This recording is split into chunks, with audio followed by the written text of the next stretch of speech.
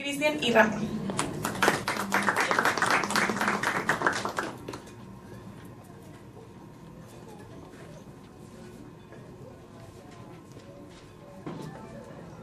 Bueno, antes que nada, saludarlos a todos los presentes, agradecer la cordialidad con la que nos han atendido el Comité de Organización de la 11ª Cumbre de Comunicación Política en Cartagena de Indias, aquellos que son nativos y por qué no los que nos visitan, un hermoso lugar, la primera vez que por lo menos tengo la oportunidad de venir. Cuídenlo mucho porque la verdad tienen bellezas paisajísticas y en cuanto a las personas humanas también. ¿Sí? Esto va dedicado, esta conferencia, a aquellos que siempre nos acompañan a nosotros en todos los ámbitos académicos, políticos, pero principalmente a la familia. Creo que es algo el sostén que todos tenemos en nuestras profesiones y en todo lo que hacemos, ¿no? Bueno, nosotros hemos decidido hablar un poco de algo que se discute y creo que o se ha dejado de discutir merced a las distintas influencias de paradigmas de análisis desde la comunicación y desde la política que han tratado de tirar por tierra este concepto que para nosotros es fundamental a la hora de hablar de la política o de la relación de la política con la comunicación y viceversa, ¿no? Que es esta cuestión de la comunicación cuando se monopoliza en poder mediático y se transforma, como decía Gramsci, en una batalla cultural ideológica. Tenemos que recordar que los procesos de emancipación, los procesos políticos, culturales e históricos que han tenido nuestros pueblos latinoamericanos han sido, si se quiere, influenciados en base a un bloque histórico hegemónico que ha sido impuesto, no solo a través del poder político, sino que tenemos que pensar los medios de comunicación en sus distintas vertientes, tanto radio, televisión, como los medios audiovisuales, con también esa estrecha relación que ahora se ha hecho con las redes sociales y demás, como una herramienta, un apéndice de ese bloque histórico hegemónico del cual el poder mediático es parte y es apéndice comunicativo.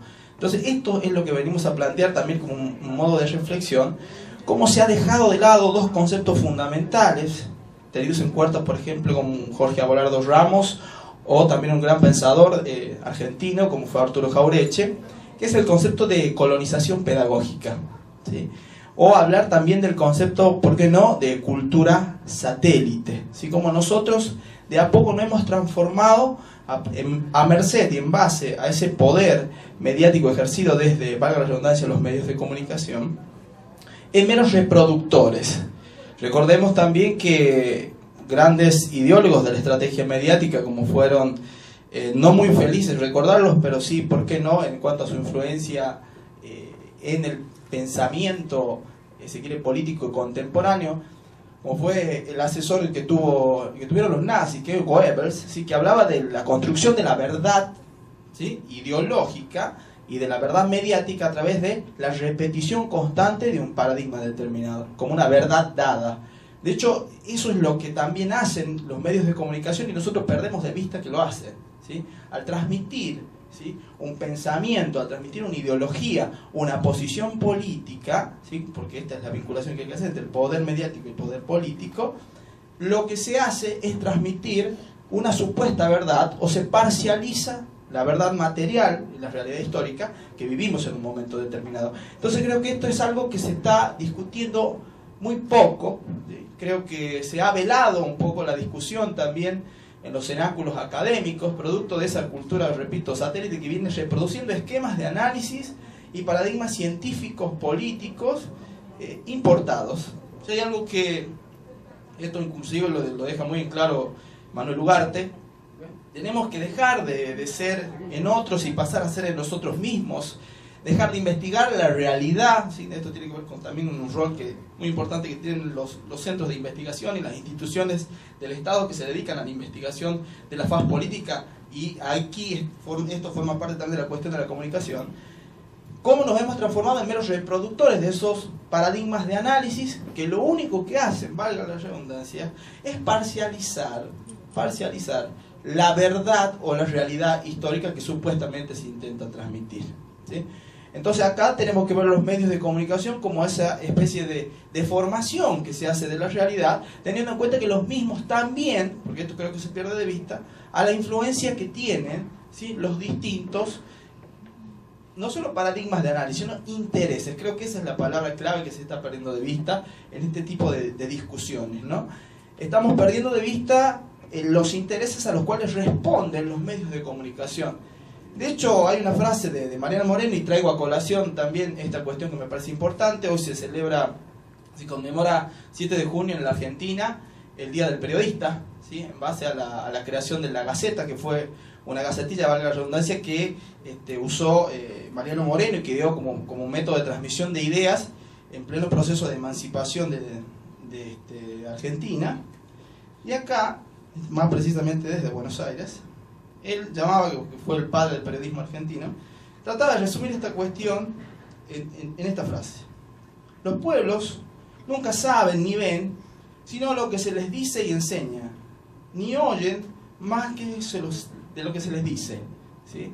Acá vuelvo al concepto los medios de comunicación transmiten y forman muchas veces parte de la creación de eso que conocemos como opinión pública, pero también creo que debemos tener en cuenta que para hacer y realizar y construir lo que decía Manuel Ugarte, dejar de ser en otros para pasar a ser en nosotros mismos, tenemos que tener en claro que los mismos responden a esos intereses corporativos, intereses económicos, empresariales, etcétera.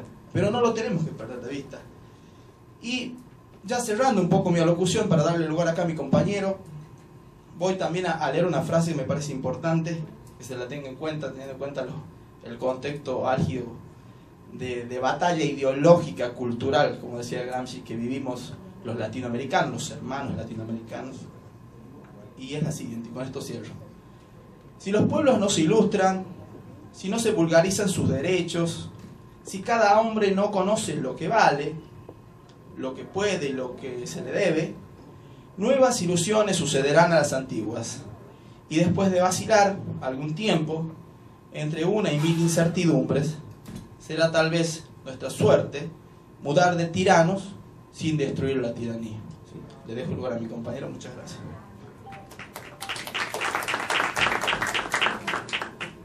Bueno, un poco alto esto. Quiero agradecer la invitación que nos hicieron.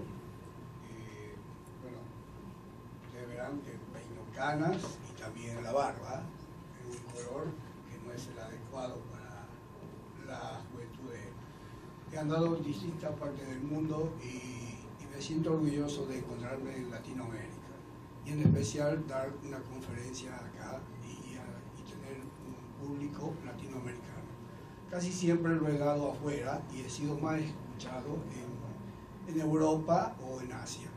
Entonces, para reforzar lo que dijo acá, que me quitó la palabra totalmente, la monopolizó, que es importante en la comunicación, es lo siguiente: cuando de pronto tenemos esos medios hegemónicos que hablan de la colonización pedagógica y cultural, hay una frase célebre que ha desarrollado Simón Rodríguez, siendo el profesor o el maestro de Simón Bolívar. Y estamos acá en la Gran Colombia, a donde se formaron esa Gran Colombia con 6 países que liberó. Entonces acá está la diferencia. La diferencia está en que nosotros tenemos libertadores y Europa tiene conquistadores. Esta diferencia ontológica y epistemológica tenemos que saberla resolver con un paradigma nuestro y con una descolonización cultural y pedagógica. Es ahí que de pronto se presenta que casi siempre se muestra como si fuese que lo de Europa es superior y lo nuestro es inferior. Y en la formación de nuestros estados incipientes nación, o estados-nación o nacionales, se fue configurando lo que es las distintas repúblicas o países cuando se luchó hacia una unión latinoamericana. Entonces, si Bolívar hablaba de la unión latinoamericana, si San Martín hablaba de la unión latinoamericana, si Ugarte hablaba de la unión latinoamericana, si O'Higgins, acá hubo una compañera que es de Chile, y si O'Higgins también hizo la proclama para hacer la unión latinoamericana, la hizo Artigas, la hizo un caudillo del interior de la patria profunda nuestra, que es como Felipe Varela, y hablaba de la Unión Latinoamericana. Bueno, entonces, en mi incursión por distintas partes del mundo, me doy cuenta que a veces ellos han hecho la unión, pero los unía el espanto, no los unía el etos cultural que tenemos nosotros. Desde el Río Bravo hasta Tierra del Fuego hablamos hola, hola. Y yo puedo viajar, y que lo hice de Noruega, hasta las Canarias, y tenemos distintos idiomas, pero no nos une el etos cultural. Entonces, el etos cultural que tenemos nosotros es tan rico y es tan grande que siempre estuvo, a diferencia de lo que pasó en esa vieja Europa blanca, civilizada, que siempre nos mostraron a nosotros que éramos ahistóricos y para ser más suavizado, de salvaje a pasar a ser primitivos. Entonces, todavía seguimos con ese paradigma. Entonces, creo que hay que tratarlo de revertir a eso. Y sabía decir, Simón Rodríguez le decía a su, digamos, el general, que era Simón Rodríguez, a Bolívar le decía, bueno, tenemos que hacer una pedagogía y un pensamiento nuestro. Entonces, iba por encima del pensamiento de Jovellanos y de todo lo que se traía de Europa. Entonces dice, es más fácil comprender a un mestizo, a un negro, a un mulato y a un indio que a los medos y a los persas. Y eso lo decía un hijo Expósito. ¿Se entiende? Y Bolívar era un mantuano, era de la oligarquía, ¿se entiende? O sea, fíjese la enseñanza. Simón Rodríguez viajó por el mundo, hablaba 8 idiomas, era políglota, a su vez hizo un juramento en el Monte Sacro en Italia, donde me tocó participar, y ahí se juntó con Bolívar para venir a liberar a Latinoamérica. Entonces, Samuel Robinson, que es el libro y con el cual él va a salir con ese nombre a recorrer el mundo, encontrándome en el interior de la estepa rusa, encuentro parte de una escuela que había fundado Simón Rodríguez.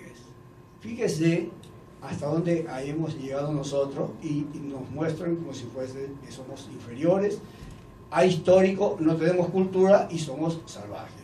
Y eso lo decía Hegel, lo decía la Ilustración, y todavía sigue en ese paradigma mostrándonos que actualmente Europa es como si fuese lo occidental, lo universal, y nosotros estamos en la periferia. Entonces, yo quisiera hacer una pregunta. Cuando Bolívar hizo el Congreso Anfitriónico en Panamá, ¿qué estaba diciendo? Quería hacer la unión como el istmo que tenía de Corintio en Grecia, pero quería unir a Latinoamérica, pero hacer un solo bloque. Entonces ese bloque iba a ser la Unión Latinoamericana. He ahí que son libertadores nuestros héroes. En cambio los otros eran conquistadores. A tal punto que, vamos a tomar un ejemplo, Napoleón dice los derechos del hombre, bien, y el statu quo, o sea, se mantenía en las colonias y no existía la igualdad para los hombres. Entonces, dos negritos, uno, digamos, un mulato y otro, un negro, le hicieron la revolución y echaron a Leclerc con sus 20.000 soldados de Haití e hicieron la primera revolución en Latinoamérica. Y le dijeron, está bien, usted es Napoleón, pero yo también soy un hombre de carne y hueso y también soy derecho igual que usted y soy un hombre. Entonces, ese ejemplo, ese paradigma es la base que ha dado pie para un sinfín de ejemplos que podemos tener a lo largo y a lo ancho de toda Latinoamérica. Pero sin embargo, seguimos con los paradigmas que nos siguen importando y sigue la colonización pedagógica y cultural. Entonces, a veces la pregunta es, ¿cuándo vamos a dejar de ser el ser en otro y vamos a ser el ser en sí y para sí? Y para cerrar, quiero mostrar algo.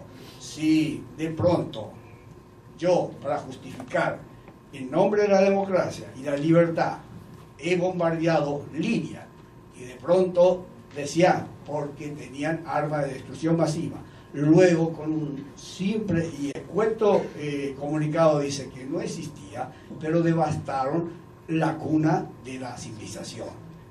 Después siguieron así y lo siguen haciendo, e inclusive le dieron el premio Nobel. Entonces, si yo viví en Suecia, el que da el premio Nobel inventó la dinamita, entonces era un complejo de culpa que tiene, por eso inventó el premio Nobel. Pero acá va otra parte. La otra parte es cuando de pronto nos muestran que ellos, en nombre de la democracia, la libertad y la libertad de expresión, que yo digo la libertad de empresa, que es muy diferente, ¿qué hacen? Nos muestran como si fuese que ellos son los salvadores. No, son los que hacen los incendios y nosotros tenemos que ir a apagar con los cascos azules, blancos, celestes y lo que quieran. ¿Está bien? Entonces, acá, para terminar, porque hay varios otros colegas, se perdió la palabra utopía y se puso la palabra que surgió en la posmodernidad, que se llama distopía, que no tiene una acepción en el sentido de lo que es el idioma español, está en inglés, que quiere decir la falta de utopía. Entonces nosotros tenemos que volver a la utopía, pero con el paradigma de Latinoamérica, pensando como americano, como latinoamericano, no como americano. América para América, y decía Ugarte, Latinoamérica para Latinoamérica. Bolívar hacía lo mismo, con la gran proclama que hace, inclusive la Carta de Jamaica, y también cuando hace su última proclama, que sinceramente a mí se me cayó una lágrima al visitar la casa en Santa Marta y ver su última proclama, que es triste, pero es cruel y real. Las traiciones, las desviaciones y todo lo que él hizo y morir en la nada, como todos nuestros libertadores. Entonces, he acá un poquito de la reflexión que en estos medios, en estos cenáculos, en estos medios tan masivos a veces que son internacionales, que por ahí he escuchado cosas tremendas, aberrantes, que me hacen recordar que alguno me discutió que no existió ASUI y bueno, yo estuve en ASUI, y otros me discutían que no existía, si había leído Mein Kampf, mi lucha de Hitler. Entonces estamos muy mal, y eso lo hacía un investigador de la CONICET de la República Argentina, un científico. Por eso esa colonización pedagógica y cultural pienso que es la que tenemos que empezar a sacarla y a empezar a crear nuestras propias categorías y a vivir nuestra propia historia, a tener la capacidad de decir somos latinoamericanos y crear la gran nación latinoamericana. Y acá les muestro un libro que escribimos, digamos, que tiene más de 60 años y está vigente, y lo han empezado a leer recién ahora, como cuando empezaron a leer El Capital cuando se fue a dar el crack del 2009 y después en la eurozona. Recién conocían lo que era El Capital. Bueno, ahora están conociendo este libro en toda Latinoamérica, e inclusive los españoles en todos esos movimientos pseudo-democráticos que tienen de la socialdemocracia. Nosotros tenemos que hacer lo siguiente: que desaparezca la distopía y creer en la utopía y en la gran unión latinoamericana y la gran nación latinoamericana. Muchísimas gracias.